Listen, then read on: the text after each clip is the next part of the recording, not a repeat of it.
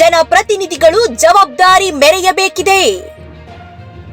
Dharmasthala police ಠಾಣಾ ವ್ಯಾಪ್ತಿಯಲ್ಲಿ ಈ ಹಿಂದೆ ನಡೆದಿವೆ ಎಂದು ಆರೋಪಿಸಲಾದ ಅಪರಾಧ ಕೃತ್ಯಗಳಿಗೆ ಸಂಬಂಧಿಸಿದಂತೆ ಸಾಕ್ಷಿ ದೂರುದಾರ ಶವಗಳನ್ನ ಹೂಳಲಾಗಿದೆ ಎಂದು 13 ಜಾಗಗಳನ್ನ ತೋರಿಸಿದ್ದಾರೆ.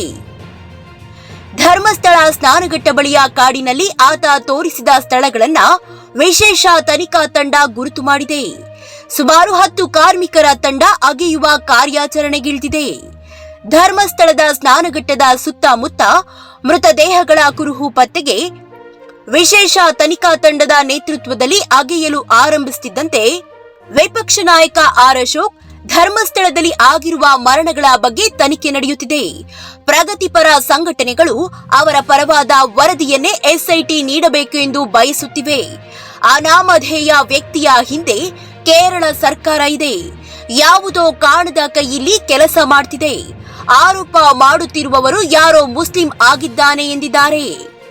ವಿಪಕ್ಷ ನಾಯಕ ಆರ್ ಅಶೋಕ್ ಅವರ ಈ ವಿವೇಚನಾರಹಿತ ಹೇಳಿಕೆಯಿಂದ ಸಿಟ್ಟಿಗೆದ್ದಿರುವ ಚಿತ್ರನಟ ಪ್ರಕಾಶ್ ರಾಜ್, ಶ್ರೀ ಅಶೋಕ್ ಅವರೇ, ದಶಕಗಳಿಂದ ನಮ್ಮ ಹೆಣ್ಣು ಮಕ್ಕಳ ಅತ್ಯಾಚಾರಗಳಾಗಿವೆ, ಅಮಾನವೀಯ ಹತ್ಯೆಗಳಾಗಿವೆ.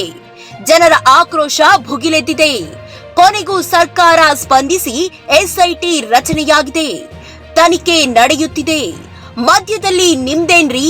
ನೀವು ಜನಪ್ರತಿನಿಧಿಗಳ ಅಥವಾ ಇನ್ಯಾರದ್ದೋ ದಲ್ಲಾಳಿಗಳ ಎಂದು ಕೊಂಚ ಸಿಟ್ಟಿನಿಂದಲೇ ಅಶೋಕ್ರನ್ನ ತರಾಟೆಗೆ ತೆಗೆದುಕೊಂಡಿದ್ದಾರೆ.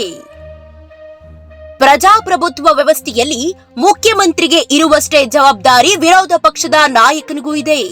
ಹೀಗಾಗಿ ಈ ಸ್ಥಾನವನ್ನ ಡಿಫ್ಯಾಕ್ಟೋ ಚೀಫ್ ಮಿನಿಸ್ಟರ್ ಎಂದೇ ಕರೆಯಲಾಗುತ್ತದೆ.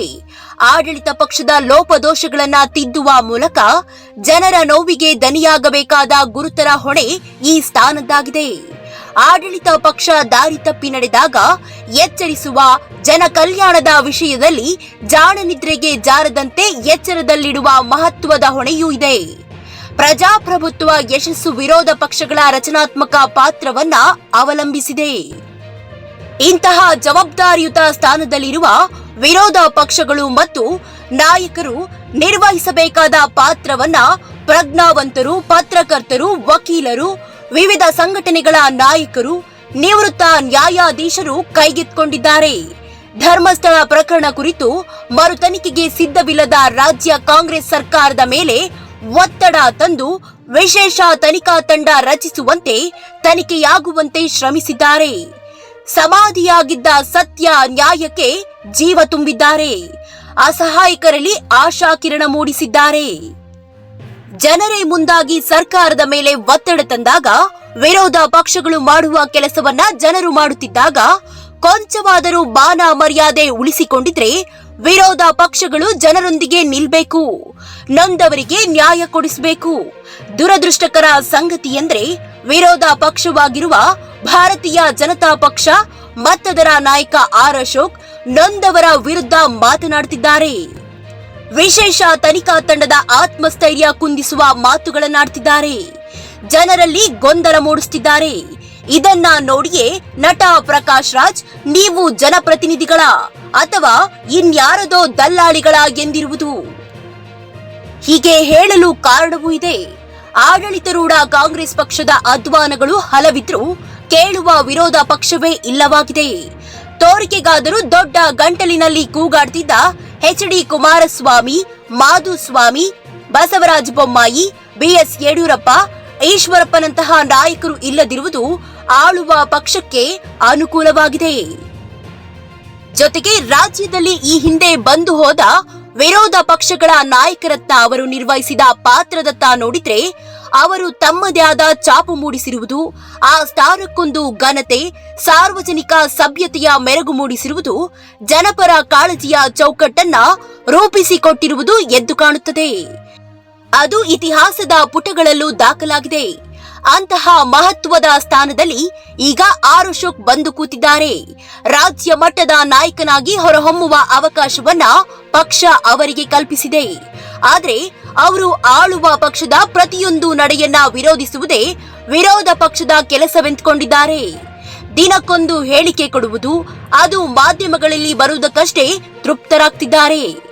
ಧರ್ಮಸ್ಥಳದ ಪ್ರಕರಣದಲ್ಲಿ ಧರ್ಮ ದೇವರು ಇದೆ ಎಂಬ ಕಾರಣಕ್ಕೆ ಬಿಜೆಪಿಯ ಅಶೋಕ್ ಅವರು ಮುಸ್ಲಿಮರನ್ನ ಕೇರಳವನ್ನ ವಿನಾಕಾರಣ ಎಳೆದು ತಂದು ರಾಡಿ ಎಬ್ಬಿಸುತ್ತಿರುವುದು ಅಕ್ಷಮ್ಯ.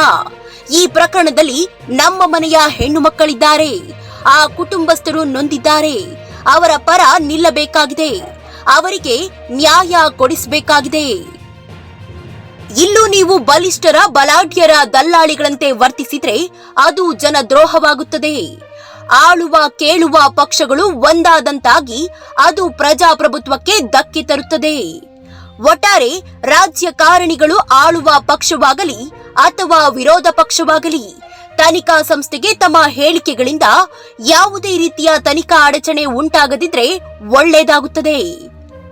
ಹಾಗೆಯೇ ತನಿಖಾ ಸಂಸ್ಥೆಯವರು ಮಾಧ್ಯಮಗಳ ಮುಂದೆ ತಮ್ಮ ತನಿಖಾ ದೃಷ್ಟಿಕೋನವನ್ನ ಬದಲಾಯಿಸಿ ಒಂದು ವೇಳೆ ದೂರು ಕೊಟ್ಟಿರುವ ವ್ಯಕ್ತಿ ಸುಳ್ಳಾದರೂ ಆಗಿರಲಿ ಅಥವಾ ಹೇಳಿದಂತೆ ಶವಗಳು ಸಿಕ್ಕಿದ್ದಲ್ಲಿ ಅತಿ ಜವಾಬ್ದಾರಿಯಿಂದ ಕಾರ್ಯಾಚರಣೆ ಮಾಡಬೇಕಾಗಿರುತ್ತದೆ.